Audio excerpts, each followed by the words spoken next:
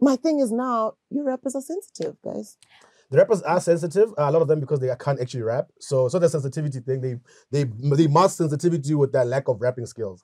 You know, so they talk a lot because they can't rap a lot.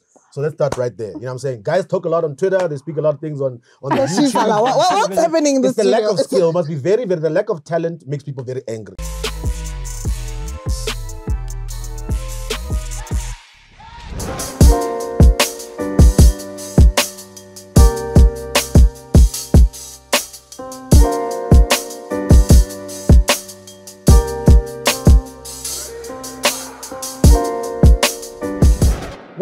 What's going on, beautiful people? Welcome to another amazing episode of the POPcast.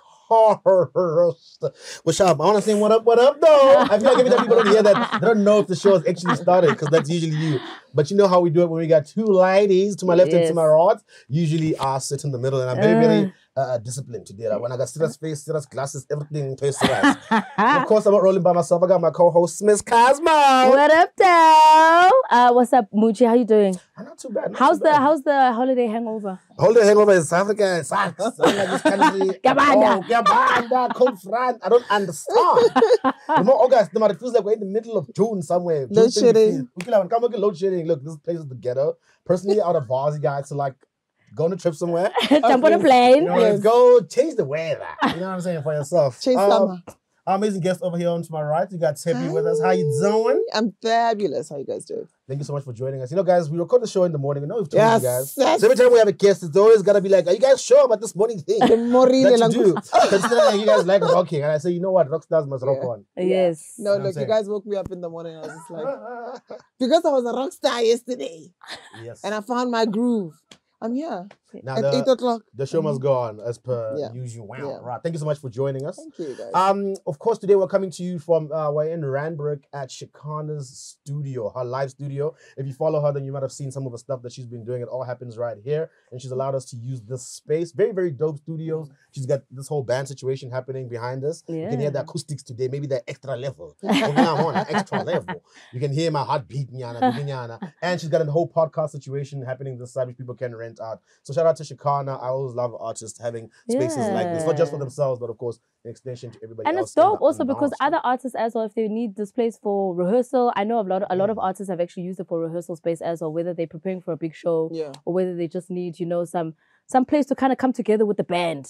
Do you think maybe this is how people are going to sustain themselves, or artists should be sustaining themselves? I think they need to be thinking further than just recording. And this is dope for Shekana, because right now she's working on her own music, but while she's not doing that or not performing, then this at least is something that's, it's an income generator. But how much money do you got to have? As he was talking about hungry people. How much money do you got to have to have something like this? I mean, make a bit of a buck, you know what I'm saying? If you're But it's about investing. It's about investing back into your career, because once you have the show and you've been paid your check, then it's like, am I gonna go and blow this money at the Diamond Walk, or am I gonna invest back into myself and my studio and something that can make money? Diamond Walk seems popular. That's all I'm saying. Diamond Walk seems like the popular choice, but it's good to see. I say, if you really are good with your finances, we know the artists can make a lot of money from bookings, especially live shows. Yeah. Whether you're a DJ or an artist behind the mic or whatever. You know that if you save, you can definitely, it's not an easy thing or a cheap thing to make, but if you invest in yourself, it's for the long term, definitely I feel like artists need to invest in things like this. Yeah. Things that definitely are what they do every single day. So it's like the easiest thing to try and manage it. Before you open like a chisanyama, think, am I a chisanyama guy? Or I'm into music. Maybe I should focus on something that... Ooh, I love the car washes. They start those car washes in the hood. I'm going back to the hood and I'm from Zolamdeni. I'm going to make it. How much is a car wash? 50 rand. How many 50 rands are you going to collect? Hey, don't just wash the cars, wash the money sometimes also. That's true. That's cash true. Business, That's true. I ain't accusing nobody, none. Of course, at the top of the stories happening this week, we have to send heartfelt condolences to the Tabalala family, of course. RIP to Tokolo Magesh of TKzee, who passed away quite at a young age, of course, unexpectedly, and I believe it was due to an epileptic seizure. Yeah, man. Big condolences, of course, to the family, to the TKzee family as well. Yeah. I think it's also quite sad because a lot of us grew up listening to TKzee. And even if you didn't grow up listening to TKzee, you know who TKzee is. Yeah. Because they are just that legendary. Over and above that, they were still performing. Like they were still out there doing the legend performances, taking like 5 gigs a year, but it was just enough It was good enough check for them to... shade? No, it's not even shade. It's intentional on their part. It's very intentional on their part. For them, because they're just like, they want to still keep that want, that need for them to do the big performances, because they also don't want to take the random ones where people are going to be talking down their fee. They want to say, yo, if we come, we're coming correct. So you better, bring up the check. And that's why for them, I think they only wanted to do so few performances in a year so that it could be special. It could be memorable whenever they do jump on a stage. You know what I mean? Do you feel like they were now, when we're talking about a now space? Because, I mean, the last time I saw them perform was at Cassper's Fight, right? Yes. And that was also monumental. Like, we all went crazy seeing them and being there. But I'm sort of scared of the generational gap now, whether or not we do enjoy them or whether or not we still appreciate them. So I'm not quite sure how we're feeling or where we are with regards to that. Like, I'd see them on stage and I'd be like, yes, Joe. But I'm also like, is it necessary? Do you know what I mean? It's because of their influence. I mean, TKzee as a group, their influence is very widespread. When Kwaito was coming up in the early 90s, these are the guys that were leading the sound, you know what I'm saying? And they're very, very young guys, considering their counterparts, Boom Duo, just a little bit older. And I mean, shit. Tukola even released a diss track to Mdu. Really? Masimbela. That entire track is a diss track to Mdu. And Tukola dragged the entire guys into it. If you listen to that song, it's Tukolo who's mainly rapping. The old guy. Tukolo's like, we're putting this on the album. Sure. Well, look, I mean, they revolutionized Kwaito, right? Especially when it comes to Tukolo as well. I mean, Makesh came in and he was just like, look, I know Kwaito, you know how Kwaito used to be one line, I think. And we just sing one line over and over and over again. This guy's like, let's put lyrics on this thing. Exactly. Do you know what I mean? And they worked with really dope people. I mean, having worked with Moses Mulelekwa, who was a flippin' fucking genius when it came to jazz and music generally, and fusing all those together. And I know also Zwai also trained musician, you know, coming together and making that work. And you've got this guy from the street, and you've got this guy who's recovering from drugs or who's on drugs. It was a good combination. I just, like I said, I don't know how relatable it is now. I get that, and I think that's why I'm saying sometimes it was about bringing them at monumental events and not necessarily bringing them every weekend. Do you know what I mean? Because for them, they understood their lane. They understood they're not going to tie into my 2000 right now. But when they do jump on stage, they do have a presence, and they've got this thing where people are like, this is why these guys are legendary. I might not know their music, but I can cover what's happening on stage right now. And you can just pay homage to that. So I think for them, that's what they wanted. They didn't want the every weekend gig vibes. They just wanted to say, we come through, we shut it down. You guys understand why we're still the greatest in Kwaito history. And that's that. It's legacy tours, you know what I'm saying? I think it's good to remind people. She's like, nah, cut. I get that, but I feel like South Africans, guys, we don't want to let go. But the whole world does still here on Liberty, guys. We're still on Sister Bettina. We're still like, come on. Do you know what I mean?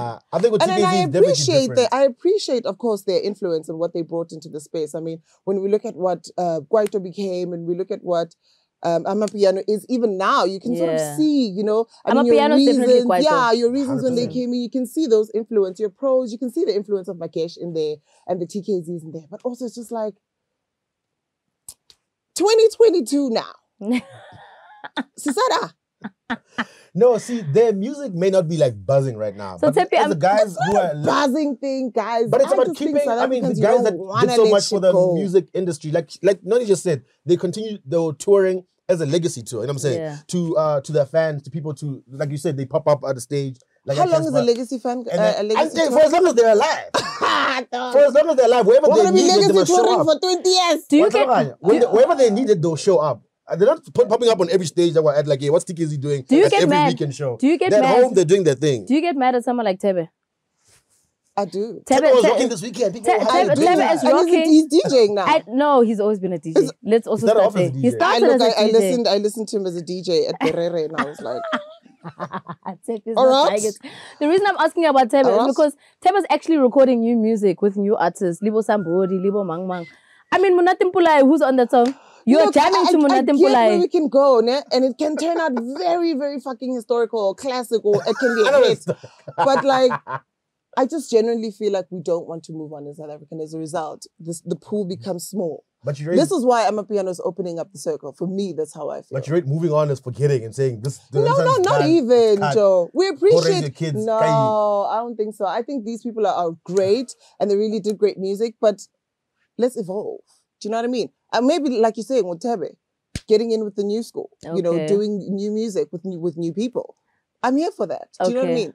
Okay, in that instance, I get it. You're saying you want to see the artists that have been here for a while make new music. Let's do that. Or try to relate to the new market. Yeah. Some of them were trying, like they said, we even right now with differently now. You know, you do get punched in the gut sometimes after recording music for such a long time, especially when you're not as relevant anymore. Because the guys are fairly young. Yeah. So it's not like TKzee or some old ass niggas, granddads or something like that. So they're fairly young and can still get in the studio and make new stuff, right? Yeah. And people would say that Utokolo was making some new music.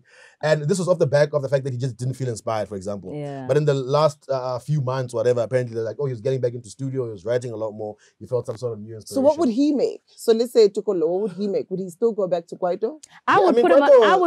Or would he still be doing like a piano smashed in with a little bit of Kwaito? Like I'm trying to. Tukolo was also the one who was still willing to kind of jump in with whatever was hot right now. Yeah. I mean, if you think of the remix with Kulichana and the LES, and Tukolo was on that. He was like, yo, let me jump on. If it's dope, I'm going to get into it. And if he was recording, I hope he was doing amapiano because that's kind of the new lane of what Kwaito is, if you think about it. So, I mean, I get what you're saying. I feel like the whole world does it. Don't just say South Africa, because America, we've been seeing what Moneoa absolutely. I mean, Babyface is coming out, guys. I mean, Babyface is coming, and the aunties are. Don't be mad. I'm there. Babyface existed before TKzee, but him you want to see. So you buy tickets for him, but not for TKzee. Tony Braxton. No, I'm kidding. I'm not gonna go. But it has nothing to do with the Babyface thing. But I'm saying this is what they do, and they come to South Africa. They're just like, look, I'm done and dusted. Let me go back and just regurgitate. We're gonna Brian McKnight is a highlight, I'm sure. Brian McKnight has already been here. Couple of times. Boys McKnight. What's the name? Boys to Men. Boys to Men also came a couple of times. You see? At the end of before COVID. I think one of the last people to perform there. So I think 2019. Boys to Men was there. And it's gang, our aunties, front and center, having the best time. And that's the thing. You're not the target market maybe for those tickets. I think the target market is the slightly older people who don't want to go to the club and see, I don't know, Dali Wonga performing, but they want to see TKzee. I hear you. I'm there with you, girl. And they want to come out. Tell me twice. I'm there with you. You know? Okay. Why don't you play TKzee on your show? Or just saying, you know what I'm saying? Every now and then. I love TKzee. Please, let's not misunderstand. When they play it on FM, please can you phone Tepi and just say, are you sure about the song? I can assure you. Unless Blackie remixed it, that's the only reason it's going to make it on the playlist. See? Nah, man, shout out to the guys, man. Their legacy is definitely stood the test of time. Yeah. So again, we say RIP to the Magesh family. His son will definitely live on. Be interested to see what the whole TKzee family, I know we've lost a few of them, do maybe some sort of a legacy performance, some sort of charity situation. It'd be great to see them all on stage once more. Yeah. That would be dope. All right, moving on to other news. We do have a new Miss South Africa. Woo! Shine. Coming all the way from Limpopo. Actually, I was about to say, is it our first one from Limpopo? I remember Shudu was also from Limpopo. Yes. So Limpopo coming through with that heat. Yes. And Davi Nokere, who I believe is Tonga. Yeah. Shout out to her, Mr. Africa. Oh, last Mr. Africa. Hey! Would you guys know if she's Tonga or Venda? She's Tonga. Are you sure? I'm so sure. Yes. He double checks before we switch on the mic. Okay. Don't worry. Yeah. Shout out to Miss South Africa. Did you watch? I did not watch. From the people who watched, a friend of mine was watching at the time, and we're like, it's like watching it like a train wreck, but you can't get your eyes off the screen. You guys say this every year about Miss South Africa or award shows. Why are you guys But they suck a lot, though. They suck a lot. Do you know what my thing is? What can you do better? What can you change to make it better? Because everyone's always trashing it as opposed to suggesting solutions. What do you guys want to see? They don't want to hear solutions, though. Now. People like at the Summers, whatever, they've been involved several years ago. And I know at that time, now they're trying to change. You see the Summers, for example, are trying to involve TikTok or whatnot. And trying to you can see people are trying to let's rejuvenate what's going on. Let's listen to the kids. Music has evolved. Let's not just have our dads making decisions in boardrooms. Sharp. But with, I say, the award shows, the blueprint, I think, exists to how to put a simple show together. Sometimes it's like the weirdest things are happening. Like the sound is bad. The performances are off. The stage is there. The people are in Cape Town. It's like you see this big gap. Like there's all those weird things like that where you're like, just create a great environment where everybody seems to be having fun. Also, the presenters they choose. I don't think Anela did particularly a good job, personally. You don't watch, though. Why don't you? I did watch some of those clips or whatever, and I don't think, and I've seen her before because it's not the first time she hosts an award show. And I feel like we lean on a few people because we feel like they have the the ability to carry these types of shows. I have to agree with you on that one. I just don't think she does a great job at it. You know what I'm saying? I think there's a particular kind of grace. Hey, I'm using this word very loosely. When it comes to hosting these kind of award shows, you know, and I almost felt like I was watching Anele Extended on her show, which I love her breakfast show. But look, a part of me was just like, I'm not quite sure if I wanted this from Miss South Africa. You know what I mean? Those quirky jokes, I'm not here for that. This is a straight, we know what we're here for. We are coming to crown Miss South Africa. We're not here for a roast. We are not here for a comedy show. Yeah. We are here to host. So I need you to host. I need you to, you know, be at your best and present and host. And I just didn't feel that. I just didn't see that in Anele, which she always brings her wit, sure. Yeah. But I'm not sure if we needed her wit in this case. I hear you. I think maybe in certain instances, maybe it might have been bad timing from that perspective as to when the jokes needed to creep in. But I think I, you know, somewhat enjoyed her on stage. Yeah. Also from a perspective, for me, because it also kind of feels like we're getting the same person constantly all the time. Just to kind of have a difference, also to bring a bit of humility to the show. Because sometimes it can feel very standoffish. It can feel very like, if you're not like a size 0 and like a stick figure and you only eat leaves for breakfast, then you can't be on the stage. Do you know what I mean? So, yeah, but it can't just be through the host only. Hey, it better be represented through everybody, including the girls. And when they say plus size, I'm plus size according to Miss South Africa. But they actually did. If you guys watched Miss South Africa, I can see you guys were watching clips because you don't have the info. I watched 2 of them. Yeah. So they did mention that going forward, Miss Universe, as well as Miss South Africa, is now going to include women who are married as well as have children. Yeah. So that's a first inclusive space. Also, if you actually look at who was number 2 in the running with Ndavi, was a very short lady who, typically speaking, height is always a big problem when it comes to Miss South Africa. They canned that a while back, though. But that's what I'm saying. The inclusivity is starting to creep in. So you can't say that they're only doing it via the host when they're trying to include it in various parts of the show. Yes, at some point, obviously, you want the most beautiful girl to come out of South Africa. So beauty is definitely a standard. However... But what is the standard? Because the standard looked quite linear for me. And this is outside of height and hair. Because I feel like that's for them feeling like they're revolutionary. Let's let's get them shorter. Or let's get them bold. Let's get them with their natural hair. This should be a no-brainer. I'm not talking about size. I'm not talking about representation here. Okay. I'm saying if there's a young black girl who's watching and saying pageants are only for size 0s, short or hair, that for me should be a no-brainer. Yeah. The debate shouldn't even be a thing. We're in South Africa. But Shudu was quite curvy.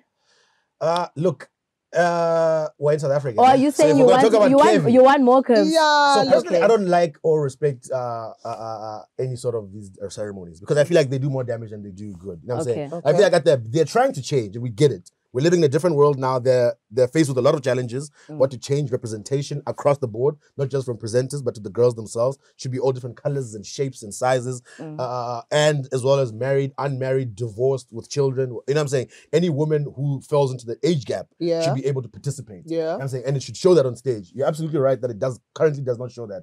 We know that changes don't happen overnight, but I think the entire thing of a pageant itself is. I feel like it's just ridiculous, regardless, because it is just we're saying here's a pageant, a beauty pageant, and we're judging people on beauty. But now the world has changed so much, in fact, that beauty pageants are actually a thing of the past already. They just cannot fit into the model of what's going on today. You know what I'm saying?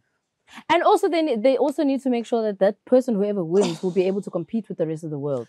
And if the rest of the world are not changing their standards, it's going to be difficult for South Africa to do that. What's this thing of us setting our own standards then? Then why do we keep on speaking the song that we're saying, look, this is who we are, South Africa. This is what we're going to do in South Africa. We're changing the narrative. Why don't we change the narrative in body positivity? We talk about it all the time and we say, this is curvy, and that's not curvy in South African standards. I hear you. And let's be honest about it. They don't want to change. And for me, when I look at the changes, I also feel like they're quite detrimental. I sit there and I'm like, actually, guys, this is quite problematic. When I see we're accepting them shorter.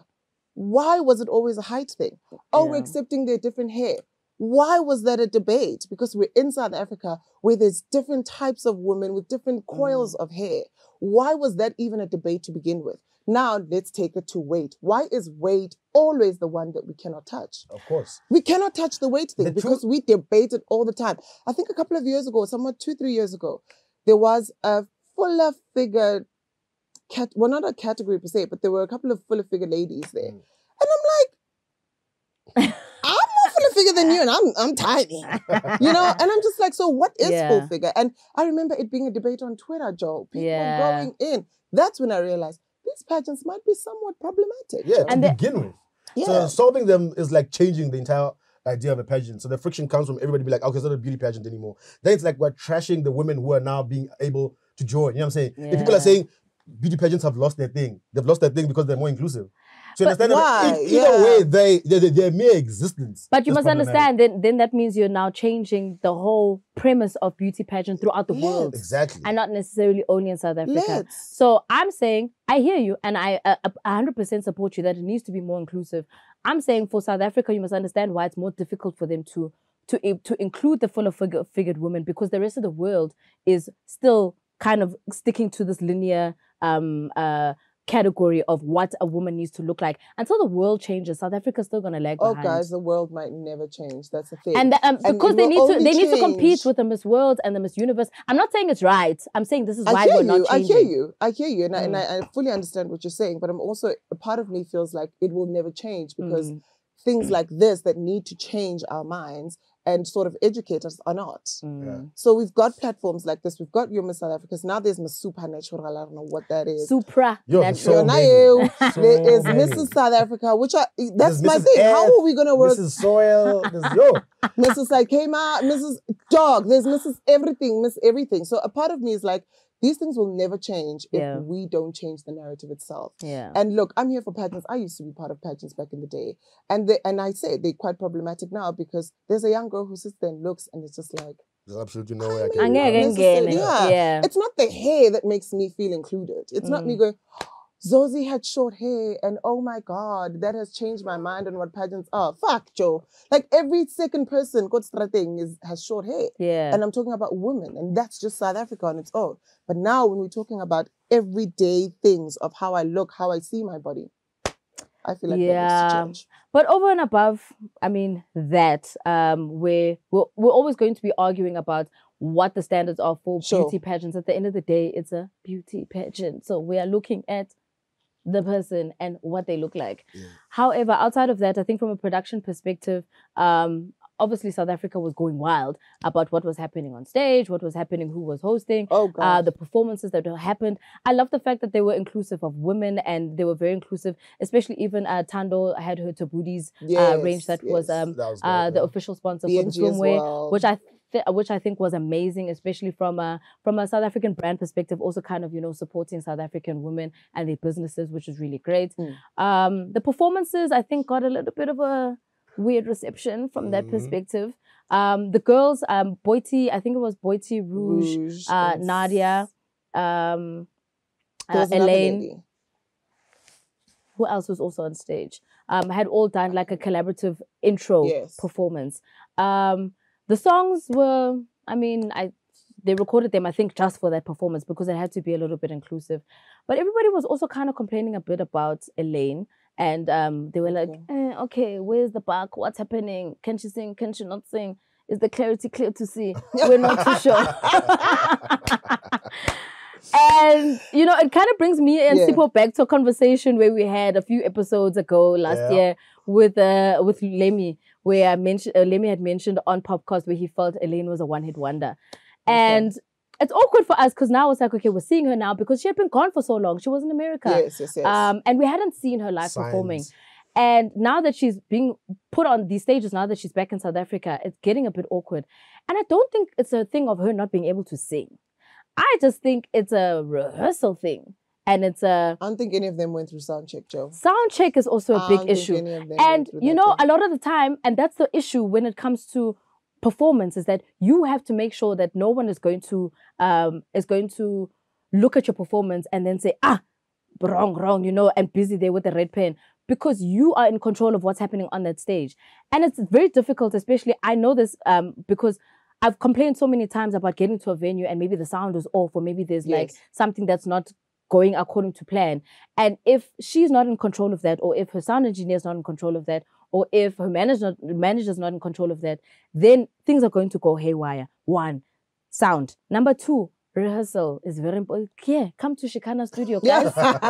Just practice. Bring your band. We know you can sing. Yeah. But a voice is just as much an instrument as a drum is, just as much as a piano is. If you're going to spend 2 hours practicing your piano, practice your voice. Warm up your voice. Make sure that it's on par for the performance that you're going to. Don't think, me, I'm superstar. Now I can just jump on any stage. This reminds me of Rihanna at the beginning of her career. Yeah. You remember Rihanna had this problem where like she sounds one way on a track, and then when it's live, so we were wondering, is it the sound thing? Does she know how to project her voice? She got better, obviously, through training. So I hope Elaine goes through the same process, because I remember Rihanna when she came to South Africa, and I was listening to her live, and I was Umbrella. like, hey. I was like, yo. And we're sitting there with a group of people, you know what I'm saying? Because I remember we were in a suite at FNB Stadium, and all of us were like, and it was black, white, those little kids are like, do you guys the kids looking at their moms like, is it Rihanna, mama? Is it? What's happening? She was under my umbrella. It was bad. It was not a good time, you know. Do you think maybe it's a production thing? And I'm talking about Miss South Africa, going back to Miss South Africa. What I like about this is that you guys, we all have friends who are in production. We all have friends who are manning these kind of stages, and we know how lastminute.com they do things. Yeah. And look, a part of me is just like, I don't want to blame production fully, but I also know how tardy people are during the space. You know, like how these producers are tardy, how Katola, they only just got their schedule at 2:00 when rehearsal was supposed to be at 6, and rehearsal doesn't happen, you know. I remember I hosted an award show, the Kwaito Awards, and I was just flabbergasted. Yep. You know, just like the lack of urgency around people. Like, people don't have an urgency thing. It's a you thing. Probably there's one talent who wants to know, how do I do this? Where's that? And it will frustrate you because they're not going to give you those, because they don't have them. So maybe Elaine wanted to, and this one, I'm coming to your rescue here. Maybe Elaine wanted to do that. You know, maybe Elaine wanted to make sure that she's blocking, to know which part of the stage is going to, you know, let's play the sound when we're in the arena and see how it sounds. Because that's another thing. Yep. I can practice here where the acoustics are great, but now we're in an arena setup. Can I play it? Can I hear how it sounds? Can I perform? Can I do a dry run? We don't do that shit anymore. That's why we see people coming on wearing sneakers and sweats and performing for us and saying they're giving us the best performance of their lives. Fuck that, guys. Yeah, I think they don't give guys a lot of time as well. So you're right about that. The tardiness does show. No. They don't give the artists themselves enough time to come. They give them small slots. Yeah. I know how it works when it's last minute. They'll be like, you have 30 minutes to go in the stage, check your sound, and then that's it. The next time you'll be on stage is when it's live. You go in there, the guys go there. The technical team is fixing their shit. No. Sound engineer is not a sound engineer. It's just the guy who has nice speakers at home. You know what I'm saying? Sometimes you must ask yourself, this is a sound engineer. Are you sure? Are you sure it's a sound engineer? This guy very places to me. This guy was just going, and I can hear you. It's fine. It's different to be like, I can hear this guy. This person is singing. He's that guy who's got his own sound. When you book him to be a DJ and he'll play for 10 hours at your birthday party. No, he's with everything, and he gets paid 1,000 rand for the day. Let's just play the whole day. Please, So it's very important that people actually invest in the right things. If you invest in the right sound engineers, teams, those don't come cheap, as well as the equipment itself. Those things have to marry each other. You can give somebody who has very little experience dope equipment and they won't know what to do with it. Yeah. So we know that there's a lot of tardiness going on. This is what I'm saying about these productions. When we speak about them every year, sometimes the things they get wrong is weird. It's like, how are you getting lighting wrong? Did you not see, like, how can I see from home, all the way from my couch? I can see that your sound is wrong, but your lighting. Or the host comes on, Joe, and has a mic and starts speaking. It's not on. You're like, you had one job, dog. You had one job. That's embarrassing for me. So we can be very critical, but I feel like sometimes we are critical of the right things. Yeah. We're just not being heard. So it gets frustrating, and then we just sound like broken records. Everyone sounds like a hater because things aren't changing. You know what I'm saying? So if they say you're a hater, they're finished. Just where were you? You think you can do better? Shut up. I'm a consumer. I'm a do better. I'm not a sound engineer. Let the real guys do the right shit. Don't ask me to do better. That's okay. Because they're definitely sending that invoice. What are you invoicing if you can't do the engineering, my brother? You know what I'm saying? Staying in women's business. You know what I'm saying? But not so much good news, of course. I think a lot of people have been wondering, maybe if they have been, Ukuti, where Moneoa has been. And, you know what I'm saying? It's been a while since we've heard from her. She, of course, broke her silence to tell us exactly what's been going on in her life over the past 5 years. And, of course, it is not a pretty picture that she painted from the abuse of her ex-boyfriend to just how he, in totality, ruined her career and left her in financial ruins. I don't know if you Sure. guys have heard the story. What do you think about what's currently happening? Look, I haven't checked it out yet, and it's only on the basis of being triggered. Yeah. So I don't want to consume it now while everybody else is consuming it. I think I want to consume it at a time where it feels right for me, because I think a lot of times we consume these things and I get into a hole because I will go in and check in the comments and see what's happening. I've sort of seen more or less what's happening with regards to her past relationship, which was so strange because for me, I remember back in the day, let me say when this relationship started, I heard rumors, that there was this guy, Wamu, it's nice times and balling out on her and buying her Range Rovers, and one of your slay queens are in this nigga's DMs, and now it's popping. So basically, Christina, that's the last time I'd heard of Moneoa and anything to do with her relationship or even her career for that matter. So when she came out with this, it fully made sense because this girl is a flippant talent, guys. So I kept on wondering why she's not recording, why she's not releasing music. It had been far too long, especially for a girl with that talent. And the catalog that she'd already had for me was like, what's wrong? So what happened here? So I thought maybe it was a record label thing. Turns out it's a relationship thing, and I think that's the worst. Yeah, so the gist of it, just to kind of give you a bit of a highlight since you haven't watched it, she basically mentions how her ex-boyfriend kind of manipulated her into changing up her life, changing up a lot of her decisions, kind of removing her from a comfort zone, got her to leave her record label. He registered a new record label under, I don't know what false name, and signed her, but then kind of stole her music so she couldn't perform any of her new music. And it's not that she didn't have new music, she recorded new music, but she can't get the separates to perform it because he hasn't paid the producers. So now the producers don't want to give her the music so she can perform, so she can make money, so she can pay them. It's a very vicious cycle. Outside of the manipulation and the emotional abuse, he's taken her out of her home, he's basically put her in financial ruin via 2 cars. The car that she was splashing, apparently he had said, no, when I just pay for it for the first 3 months, I've got this deal that's coming together, and then I'm gonna red flag Tinder swindler vibes. And then he was like, no, I'm gonna start paying for it after 3 months. That 3 months came and went. Quagga. Took her car, apparently her car that she originally had before the Range Rover. He said he was gonna go and get it fixed. She hasn't seen her car since that day. And obviously for her, she's still paying for the car. She doesn't have a car. She doesn't have the Range Rover. She doesn't have the BMW. She's had to move out of her apartment.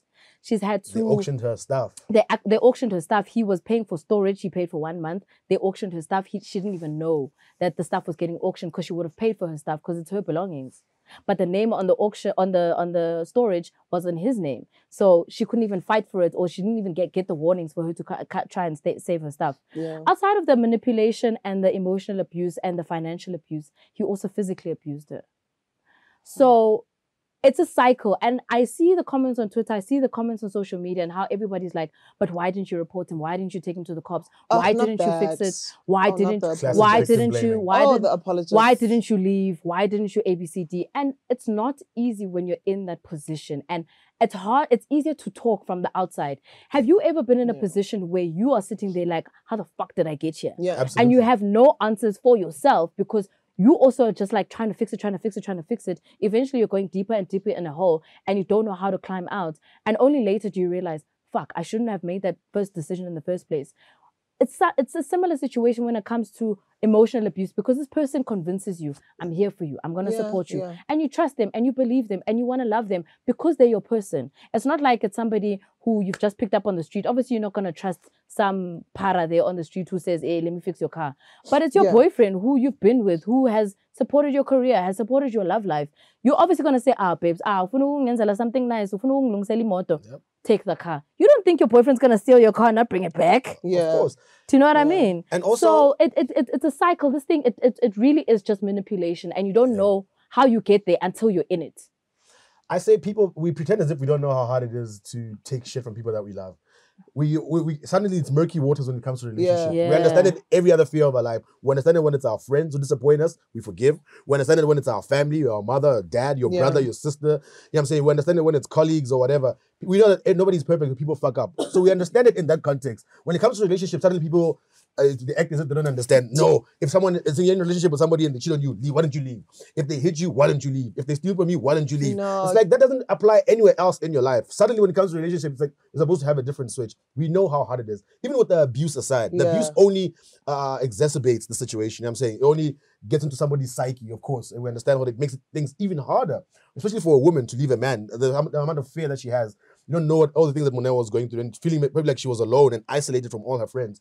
People understand it very well. They just choose to be ignorant. Yeah. And being an apologist is just the weirdest thing because it's like, telling Moneoa, why don't you leave? It's like, why don't you leave a difficult situation that you're in? Yeah. You know what I'm saying? Like I said, we've all looked back and been in a situation you're like, especially when it's friendships, maybe. Those are easiest to people to understand. Where you're like, a friend has disappointed you so much and you're like, this person is still my friend.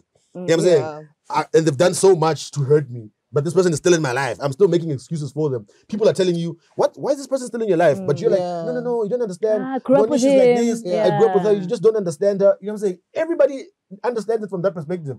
And it's the exact same thing and even worse in loving partnerships. You know what I'm saying? I don't know. I'm starting to feel, and I see this a lot on social media and when you talk about the comments, I'm starting to feel people are not educated on abuse and what it is and how to identify it. But desensitized. I mean, we can't even consent. We don't know what consent is. We can't identify it. We can't grant it. We don't know how to grant it. We don't know what it is. We don't know when it's granted, vice versa.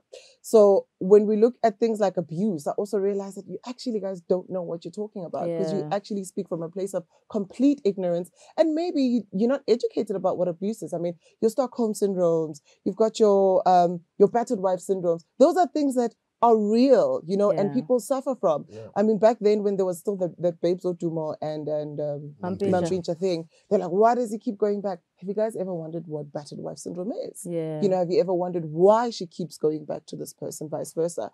Because, I mean, they apparently were quite abusive to each other. But that's another story for another day. And I sit there and I wonder, these people who are saying these things, number one, half of them are caught in the very same situation. Yeah. It's projection. Number two, you don't know what you're talking about. It's so easy to say, Zamo, go get a case number. Go to the police and report it. Oh my God. So you have not realized that in this country, number one, to go report is a story on its own. To go and get checked is another story of its own. And to go and now re-explain this whole thing, serve this man, it's a trauma on its own. And having to have a woman go through that, it's a problem. The manipulation that you were talking about that they have to go through, that's also another thing. So it's so easy for someone to sit there with their phone and say, why didn't you report? I don't feel sorry for you because you didn't report. I honestly feel like, shut up. And she says she actually did try to report it. Yeah. Here's the clincher. She actually took him to the police station. And she said, I'm going to report you. I mean, it was too far gone for her to report the physical abuse because I think after that, she also got into a spiral where she wanted to kind of like apologize, you know, when you get into that manipulation of the physical abuse. So by that time, I think her bruises had kind of subsided. But then she was like, I still have a case with my car because I'm paying for this car. I'm going to take you to the police station. The policeman said to her, I can't file a case because wuwe omnike imoto. Yeah. And she's like, I didn't give him the car to sell. I gave him the car to fix. Our personnel. So they basically didn't sign up the affidavit or the case number because the policeman made his own decision. Of course. To say there's no case here. And that's what they do all the time. So it's very easy for people to say, go record. I mean, go and report it. But you really don't realize the trauma that goes into the reporting and how you get treated by our SAPS. You know what I mean? And how many people, I mean, these guys, some of them even have connections. I mean, so you're running around and you're running just after your tail. Not so much so. He's now married or with the spokesperson of Johannesburg. Yes. MEC. So that's where he's at right now, you know what I'm saying? But also, people act like they report things. When it comes to abuse, everyone's like, go to the police. You guys don't go to the police for nothing. Nothing. You don't go to the police for nothing. Not even for your get robbed, phone. You could get, your car could get smashed. You don't go to the police for nothing. The only reason we show up at the police station is just for insurance purposes. Not because you have the time. That's the true. only time I go to the police is like, I just need the affidavit just so I can go to my insurance and claim cell phone, broken windows, whatever. I'm not going there because I think you're going to find my flat screen, my brother. I know you're not going to investigate nothing. Yeah. So if people can't find the smallest thing, you want to report whatever crime happens to you, and someone smacks you or a guy smacks a girl and you tell the girl, go report it. It's like, they're going to treat the crime the exact same way. You know I'm saying? They're not gonna, okay, what does she need an affidavit for? Exactly. Because she's asking herself, what's the point? Because you're not gonna take this any further. And that's it's a big problem. Because we're saying go report things. We don't report anything because we know the police aren't helpful. But when it comes to abuse, suddenly we think like the police are superheroes. And they're not. And they're the last ones because they're also gonna judge you and they're gonna say umenzeni ukuthak I tell you, you're fine now. I mean, it's over. So what are you doing here? I get what hurts me is the one where they talk to the guy and say, and then it's now a winding cycle. It's now a winding cycle. I'm very sad for her and I wish, and I hope she gets through it. I really hope she can get to a point where and it's very difficult to ask for help, and she was asking for help towards the end of her video, whether people can have connections to kind of get this guy or whether for her to kind of get herself out of the situation. And she constantly reiterates as well that all she wants is to get her life back, and she doesn't want the diamond walk life. She says she's very okay going back to her apartment, a very small apartment where she was paying rent, where she was working for her money, where she was doing all of her things. She gets that because she understands that you need to work hard to kind of get the things that you want for yourself. So I implore for people who are watching this, and if you are hopefully trying to help Moneoa, I think a best case scenario would be for people to even speak to the producers, maybe just for them to release her music so that she can make money that way to pay them back. Maybe she can get into like a deal with them so that she can perform, make money, pay the producers back, they can get sorted, build her life back. Right now, she can't even perform because she's performing old songs. Who's gonna book her if she's performing her old stuff? She can't even release her stuff on Apple Music or on streaming platforms, whatever the case may be, because she's it's being held captive. So from that perspective, I think just try and allow her to kind of rebuild herself. If anybody has connections, I guess, to even get the car, well, I think the car's been sold for parts at this point, but you know what I mean, like. Something needs to give. It's difficult. I say we have this Women's Month situation, and just to wrap the topic, I said these are the times where you really can help people who you know really need the help. Forget this once a month dilly-dallying, you know what I'm saying, posturing that we do to pretend as if we're out here helping. Now is the time for, especially men who are in positions of power, from record labels all the way down to lawyers, to come into a point and actually show somebody some humanity and give her real help because of everything that she's gone through. Lip service, we can do it all year long. But now I think as like you're saying, whoever is out there, like a call to action to go out there and to actually show her real support and get behind her, because she needs a lot of support, not just emotional support. She needs financial support to get her back on her feet and to fight this guy in what could end up being a legal battle or something. You know what I'm saying? So yeah, let's put our money where our mouth is and not just worry about, oh, it's August now, let's show some fake concern. Fake concern. You know what I mean? I'm there with you. Yeah. All right. Going into some music. Thus our work. I'm so glad that we're here now. I'm so glad that we're here with music because only until I got to the studio did I first hear Big Zulu's diss track. Yes. And you guys were both going on about it. They said, go and listen. And I listened and hey, Big Zulu. You know, listening to this track, you know, there's a lot of Zulu. It's a lot of Zulu. His name is not just there's decoration. He lives it. He lives it. He's bound that life. I feel like Shaka Zulu was really, really upset. This is what he sounded like on a track. Instead of like fighting the Boers back in the day, if he was to release a track, he'd sound like this. This man sounds like an Inkabi. What do you guys think about his positioning here? Do you think he's being like you know, context sport, like when Kendrick came out and released that track where he called everybody out, you know what I'm saying, and that verse from Control and Big Sean. Do you think it's that type of vibe, or if he's like really like fuck Cassper and Family Tree? Who pissed this nigga off is all I want to know. Because he came in for everybody. For Cassper, we have Papa Cassper. It's Big Zulu saying this is Big Zulu, it's not me, okay? Stogie T, Twist Gisa, Komtana. They're going in on his English. That it's who else did he go? He went for KO he as went well. in for KO as well, talking about he had asked for a feature. And blah, blah. Mentioned something about Run Josie as well. I was just like, okay. Firstly, do we still need diss tracks, guys? You know what? See, let's open up that. Okay. Maybe, you guys are looking at me because I'm the hip-hop DJ. Wow. Stressful. Because he keeps on saying, he came back and he's saying that because they say hip-hop is dead. Yeah. And I don't know whether he's trying to resurrect it by releasing a diss track, because that's what, you know, hip-hop is quite known for, is the beefing with everybody. But I'm now asking in this context whether we... You know what?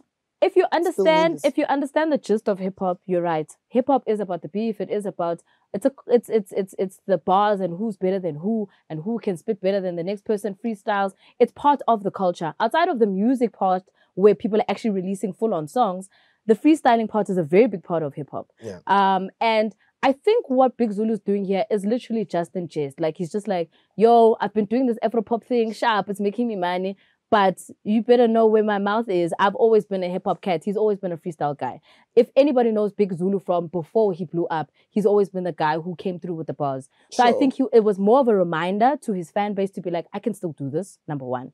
Number two, I'm calling out everybody because I want everybody to kind of step up and let's get hip-hop back on the map. Two, and I don't think it's really a personal thing. I think for him, he's just like, let's do what hip-hop does and let's just throw jabs at each other.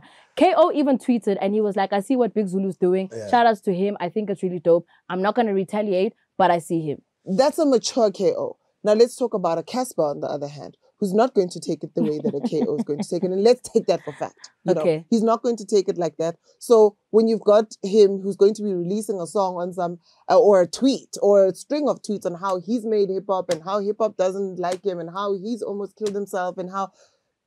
My thing is now, you rappers are sensitive, guys. The rappers are sensitive, a lot of them because they can't actually rap. So the sensitivity thing, they mask sensitivity with that lack of rapping skills. You know, so they talk a lot because they can't rap a lot. So let's start right there. You know what I'm saying? Guys talk a lot on Twitter, they speak a lot of things on the YouTube. What's happening in this studio? The lack of skill must be the lack of talent makes people very angry. You know what I'm saying? You're not able to respond because you're actually not able to respond. You know what I mean? There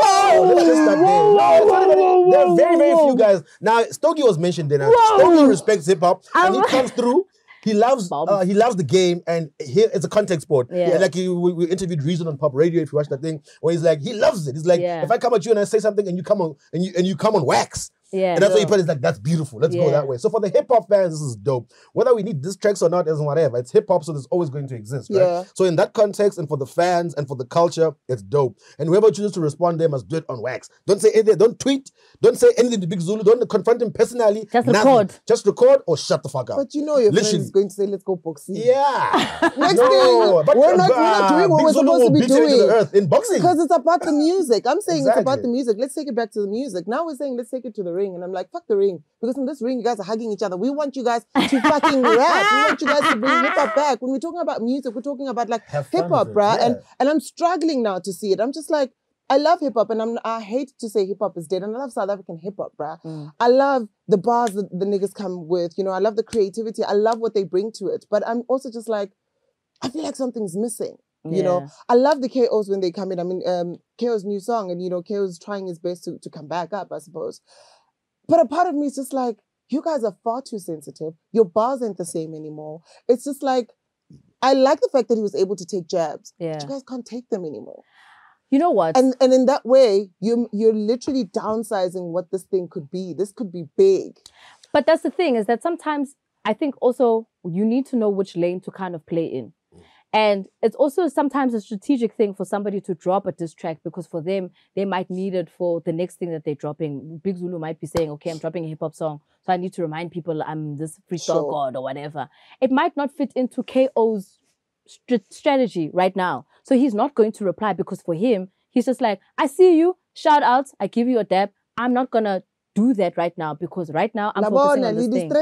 No, but you can't be mad at that, because at the end of the day, everything needs a strategy. Whether you are preparing your radio show, you have a strategy on how you're going to do it. At the end of the day, whatever you're doing with your career, you need to know which direction you're taking. Yeah. If you jump into this rabbit hole of freestyles, okay, let me hit back at Big Zulu, is it going to work for me? If it's not going to work for me, it's going to stray away from what I'm doing, then I do think other people are going to reply. So I do think maybe Stogie might reply because he loves that shit. Yeah. Oh. I think Cassper might reply because, you know, he replies to everybody. And it's okay. KO is saying, guys, I see you guys. Me, I know where I stand and I'm going to be here. You'll hear my bars on my songs. And there's nothing wrong with that. I don't think it's a sensitivity thing. And the fact that he tweeted and he said, shout outs, and he gave him dab, is good enough for me, because he's showing he's not catching feelings. The feelings are going to come through with the replies that we hear that are going to be released. And then we're going to say, you fell into the rabbit hole. Just what Big Zulu wanted for himself. And it's going to work for Big Zulu. It's not going to work for everybody else. I'm not here for that strategy thing, guys. I miss the spontaneity of this game. You know, of what this game was and what this game originally was to begin with.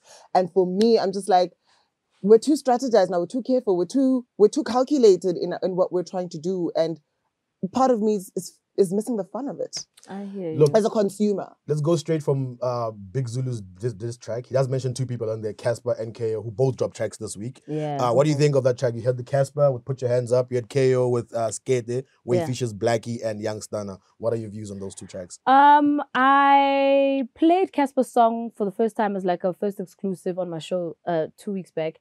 And the feedback was a bit, where's it going? We're not too sure. Yeah. I also am still on the fence on it because he took like an old school sample approach to it. And for me, it was very like, it felt a bit disjointed. What sample was that? I'm like, did you hear that? Man. Yeah. What's that song? It's a very old school house song. Very old school mid-tempo type of house song. And I was just frustrated at the fact that the song starts after 1 minute. I'm just like, okay, but what are you doing for the first minute of the song? However, it's nice to kind of hear that Cassper still wants to do this thing, and he's allowed to jump in and out. I guess he's a musician. He can do whatever the hell he wants. Yeah. Whether I like the song, not so much for me. I am excited to hear what other hip-hop songs he does have in the chamber because I've heard people who've been in the studio and they're saying, yo, he's got so many other things that he's worked on. So for this one, I'm going to park my reservations and be like, not this one, my brother, but I want to hear what else is in the studio. KO said there with Blackie and KO, Blackie and Young Stunner, sorry. I can hear he's taking like an Afro beats piano type of direction with this one. I dig it. I like the vibe, and I like that it's also got like a South African feel to it. And I think it's dope because the rest of the world is taking our sound, so why can't we do this? Yeah. There's a lot of Nigerian guys who are releasing piano without a single South African on it. So why can't we do the Afro beats thing? I say shout outs. I like the song, and I love Blackie and Young Stunner together. So I'm excited to see that. Well, I mean, when it comes to Blackie, look, you can't tell me shit. Yeah. For me, I can't be biased. I mean, I'm quite biased when it comes to that. I think he's really, really quite a dope artist, and we need to look out for that nigga. He's going to do flipping amazing. But generally, the Cassper song, like I said, generally for me, when it comes to songs, I need to hear it about a minimum of 3 times before I can actually say, okay, this could be it, unless your song is damn as hot. Then I'm like, the first listen is the one that I needed.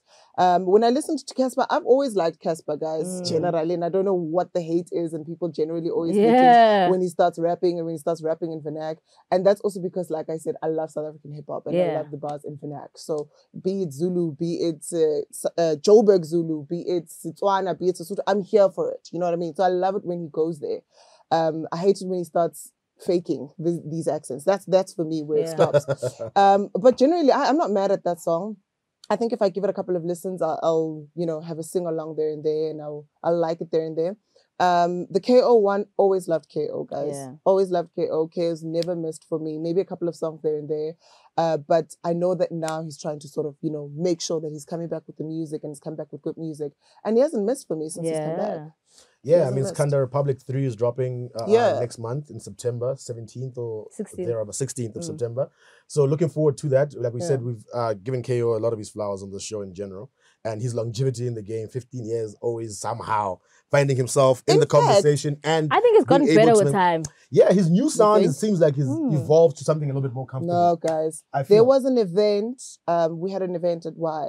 And he was performing. I had forgotten this nigga's catalog. Yeah. And he performed his catalog from way back then, obviously, because there isn't much now.